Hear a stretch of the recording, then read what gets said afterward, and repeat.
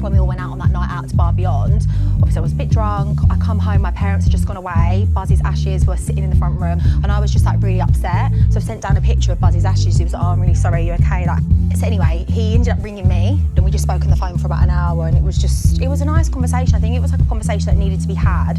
He was like, all I've ever wanted was for us to have this conversation, and you never wanted to have it. He was like, I'm surprised it took you this long to say these things to me, and I talk about how you're feeling and stuff. And what does he want you to say? I love you, I want you back.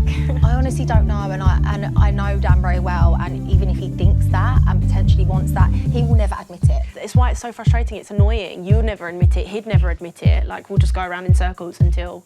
What will be, will be. I'm not trying to, like, on your parade, but, like, everyone is saying how he is happy. Exactly, that's what everyone's saying to me, yeah. I obviously see her the other day, and she was obviously saying to me that things are going really, really good, he's progressing, and a lot of people are comparing it to how you met Dan.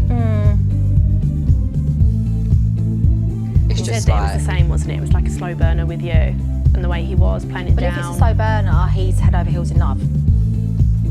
If it's a slow burner, because that's how he was with me and didn't want to admit it, so maybe he is head over heels in love, and if he is, honestly, like, good luck.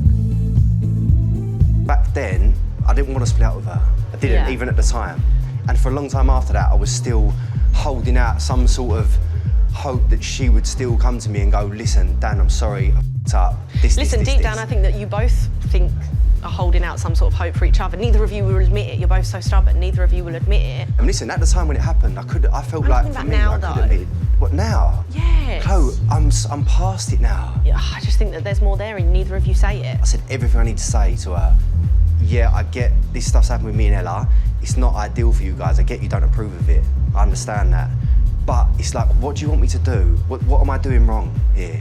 You're both like so annoying and so stubborn, and I feel like neither of you say to each other what you want to say. Because for me, it's done now. It's done. Okay. It's done. I I waited out for... Wait. Why are you shouting at me? I'm sorry, because... You're shouting at me. No, I'm not shouting at you, but I'm passionate about it. Because okay, I feel like you're shouting at me. Yeah, because it winds me up. It does. I'm sorry, I don't mean to shout at you. But, like, it really winds me up. Listen, I feel like you're still very angry about the situation with Amber, and maybe you two need to have an honest conversation, like you just said. Please stop spinning this like I'm still angry over Amber. I'm angry because of the way you guys are portraying this situation. You don't even know how we're portraying it. In my head, I do, because I hear the comments that you're making. Like what? In my head, I've done nothing wrong. She moved on, our relationship ended. I'm just getting on with my life. Okay. So what do you want me to do? But I don't want to get back with Dan, and this is the thing. It's like the whole. So what are you doing it for? This is doing what? Why are you messaging him saying let's go for a dog walk? In a moment of me feeling vulnerable because my dog's ashes were sitting next to me in the front room, laying with Oliver, I can't message him and say that. What?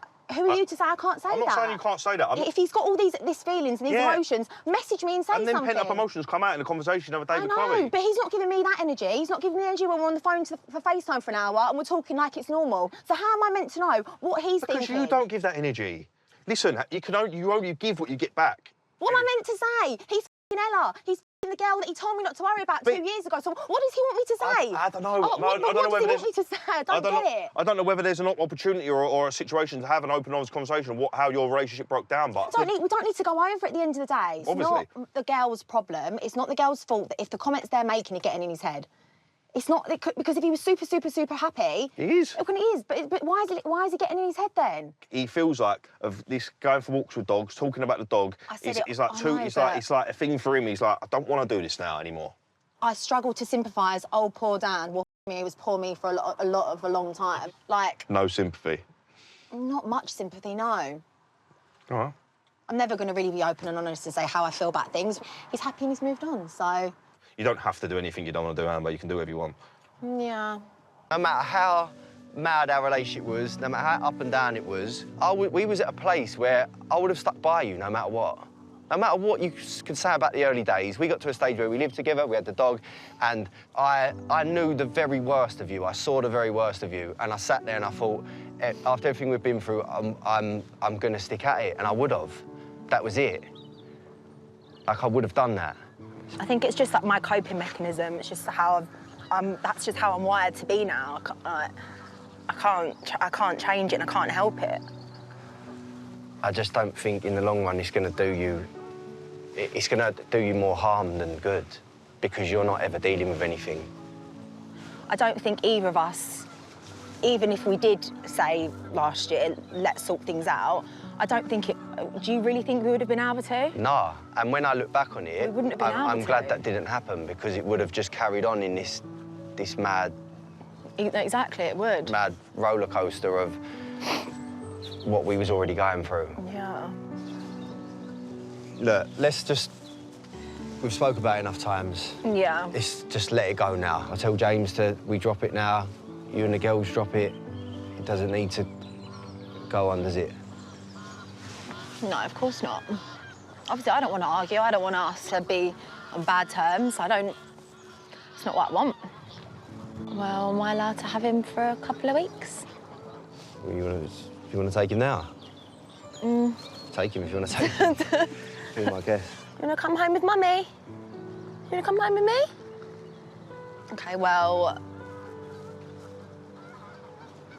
I guess I'm going to take him for a little bit.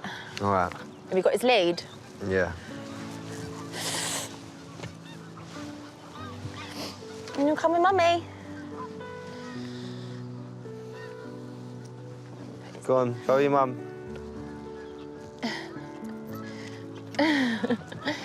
Right.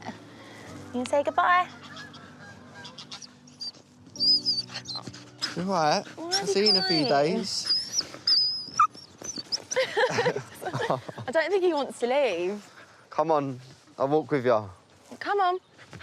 Come on, I'm coming with you, I'm coming. You were always his favourite. We established that a while ago, didn't we?